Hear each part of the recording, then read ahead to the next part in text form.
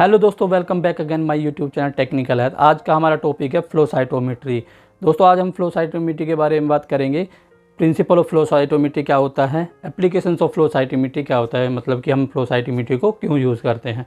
तो आइए हम डिटेल में बात करते हैं। सबसे पहले हम बात करते हैं mixers of cells. Mixer means sample, यानी कि सैंपल की अगर हम बात करें तो आप ब्लड सैंपल भी ले सकते हो, क्योंकि ब्लड सैंपल इसलिए हम ले सकते हैं उसके अंदर हमें काफ़ी सेल्स देखने को मिल सकती हैं। अब सेल्स की बातें करें तो हम सबसे पहले बात करेंगे साइज़ की, कि जो हमारी सेल्स होती है ब्लड के अंदर उनका साइज़ क्या होता है, वो किस साइज़ की होती है और उनको किस लेवल पे, मतलब कि उनकी मॉर्फोलॉजी को मेज़र किया जाता है। दूसरा हम बात करते हैं कॉम्प्लेक्सिटी की। कॉम्प्लेक्सिटी इन द सेंस कि किस सेल के अंदर कितने ज़्यादा ग्रैन्यूल्स होते हैं, जो जिनके अंदर ग्रैन्यूल्स ज़्यादा होते हैं उतनी ज़्यादा कॉम्प्लेक्सिटी बनती है। दूसरा हम बात करते हैं phenotype of cell. Phenotype of cell क्या होता है, जब कोई भी सेल एपोप्टोसिस के लिए जाती है, एपोप्टोसिस इन द सेंस कि डेड सेल्स को हम एपोप्टोसिस बोलते हैं, जब एपोप्टोसिस के लिए जाती है तो उनका फिनोटाइप ऑफ सेल क्या होता है, हम पूरी फ्लो साइटोमेट्री के अंदर आपको डिटेल में बताने जा रहे हैं। तो दोस्तों हम इसमें साइज़, कॉम्प्लेक्सिटी और फिनोटाइप ऑफ द सेल, इन तीनों पे हम आज इसमें डिटेल में बात करेंगे। ठीक है दोस्तों, सबसे पहले आप देख सकते हैं ये हमारे पास में फ्लो साइटोमेट्री एक इंस्ट्रूमेंट, जिसको हम सेल मेज़रमेंट या सेल काउंटर भी कहते हैं। सबसे पहले हम इसमें कोई भी सैंपल लगाने से पहले अपने सैंपल को प्रिपेयर करते हैं। सैंपल को प्रिपेयर करने के बाद में हम उसको रन करते हैं। अब डिटेल में बात करें इन डीपली मशीन के, तो सबसे पहले हमारे ऊपर यहाँ पे आप देख रहे हो एक फ्लो सेल लगा होता है। फ्लो सेल जिसके अंदर हमारा एक शीत फ्लूइड यानी कि एक लिक्विड भरा हुआ होता है। इस लिक्विड के थ्रू ही हमारा सैंपल इसमें रन होता है, यानी कि हम जब कोई सैंपल हम लगाते हैं, हमारी जो सेल्स इसके अंदर एंटर होती हैं वो यहीं से होती हैं। आप देख सकते हो फ्लो सेल के अंदर एक शीत फ्लूइड होता है और वो सैंपल को वहीं से ही मेज़र करते हैं। दूसरा हमारे पास में एक लाइट सोर्स है, जो कि लाइट सोर्स हमारा सीधा डिटेक्टर्स है हमारे पास में, उन पे पड़ता है। इन्हीं के थ्रू हमारी क्या है, जितनी भी हमारी सेल्स है, एक लाइट सोर्स के थ्रू ही हमारी सेल्स सभी यहाँ पर अपनी एक इमेज बनाती हैं। तो हम आपको डिटेल में थोड़ा बताएंगे। देखिए सबसे पहले फ्लो सेल का काम होता है, किसी भी हम सैंपल को जब चलाते हैं, यानी कि कोई सैंपल है जिसके अंदर हमारी सभी सेल्स है, उसको हम यहाँ से रन करेंगे। सैंपल इस तरीके से इसमें देखो अंदर जाएगा और फिर वो डाउनवर्ड्स में नीचे की तरफ जाता है। और जैसे ही वो जो हमारी लाइट सोर्स जो जा रहा है, जहाँ से लाइट, जो हमारी लेज़र लाइट है, हमारी एवरी सिंगल सेल्स उसमें जब डिटेक्ट होती है, तो उसमें क्या होता है कि इसमें दो तरह की स्कैटरिंग होती है। यानी कि जब भी किसी सेल को पे लाइट पड़ेगी तो वो दो टाइप की स्कैटरिंग होती है, एक होती है फॉरवर्ड स्कैटरिंग और एक होती है साइड स्कैटरिंग। साइड स्कैटरिंग की बात हम अब बाद में करेंगे, पहले हम आपको फॉरवर्ड स्कैटरिंग के बारे में बताते हैं। फॉरवर्ड स्कैटरिंग क्या होती है दोस्तों? फॉरवर्ड स्कैटरिंग का मतलब है कि जितने भी हमारे उस जो सेल्स होती हैं, जितने भी टाइप की सेल्स होती है, वो उनके साइज़ को डिटेक्ट करती है। साइज़ इन द सेंस कि कोई बड़ी सेल्स होगी, कोई छोटी सेल्स होगी, या कोई उससे भी ज़्यादा छोटी सेल्स होगी, तो वो साइज़ को डिटेक्ट करेंगी। जैसे कि आप देख सकते हैं, जितनी छोटी सेल होगी उतने लाइट स्कैटरिंग होगी, उतनी ही कम लाइट स्कैटरिंग होगी। उसके बाद में जितनी बड़ी सेल होगी वो उतनी ज़्यादा लाइट स्कैटरिंग होगी फॉरवर्ड में।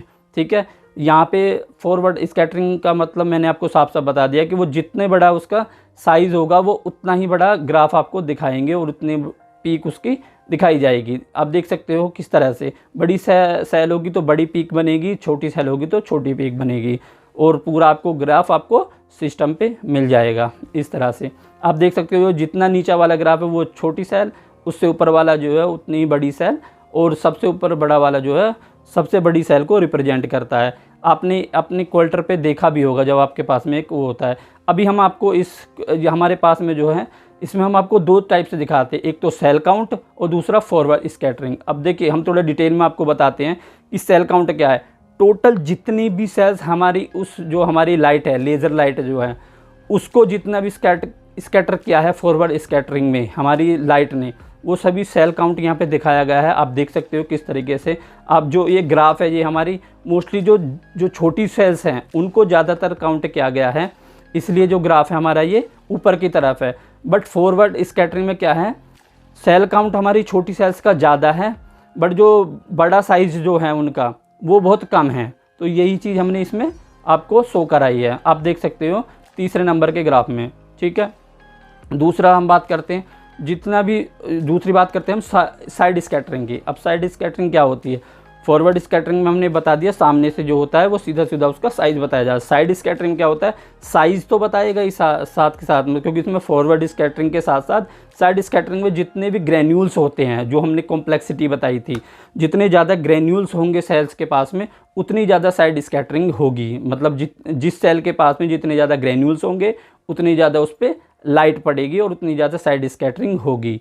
तो यहाँ पे ये देख सकते हो, ये साइड स्कैटरिंग का जो हम आपको दिखा रहे हैं वो इसमें यही रीज़न है कि फॉरवर्ड स्कैटरिंग यानी कि टोटल सेल और साइज़ जो है वो काउंट करेगा, और साइड स्कैटरिंग में जितने ज़्यादा ग्रेन्यूल्स होंगे वो उसको रिप्रेजेंट करेगा। अब सेम यहाँ पे भी ये चीज़ फिट होती है, जितने ज़्यादा ग्रेन्यूल्स होंगे सेल के पास में उतनी ज़्यादा हमारे ग्राफ में आपको इस तरीके से शो होगा, देख सकते हो।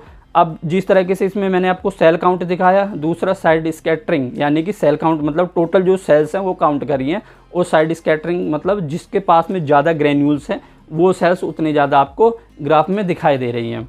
आप देख सकते हो किस तरह से सेल काउंट यानी कि जिनके पास में ज़्यादा ग्रेन्यूल्स हैं वो कम सेल काउंट करी गई हैं, जिनके पास में कम ग्रेन्यूल्स हैं वो ज़्यादा सेल्स है इसके अंदर। यानी कि अब हम जैसे कि हम डीएलसी की बात करें तो हमारे न्यूट्रोफिल्स होते हैं, उनके पास में ग्रेन्यूल्स कम होते हैं, तो उसी के बेस पे यहाँ पे आप देख सकते हो, लेकिन काउंट ज़्यादा है उनका। और यहाँ पे हम इस ग्राफ में हमने आपको साइड स्कैटरिंग और फॉरवर्ड स्कैटरिंग दोनों ही आपको यहाँ पे पुट करके दिखाई हैं। जिस तरीके से आप देख सकते हो इसमें लिम्फोसाइट्स ग्रीन हमने उसमें शो की हैं, मोनोसाइट्स रेड में और न्यूट्रोफिल्स ब्लू में।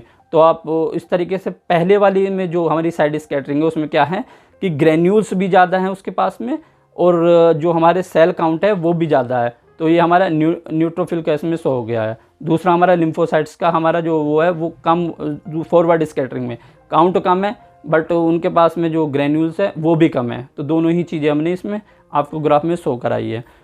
तो दोस्तों आपको इसको पूरे ग्राफ को देख सकते हैं, और उम्मीद करता हूं कि आपको हमारी जो फ्लो साइटोमेट्री है वो आपको बहुत अच्छे से समझ में आ गई होगी।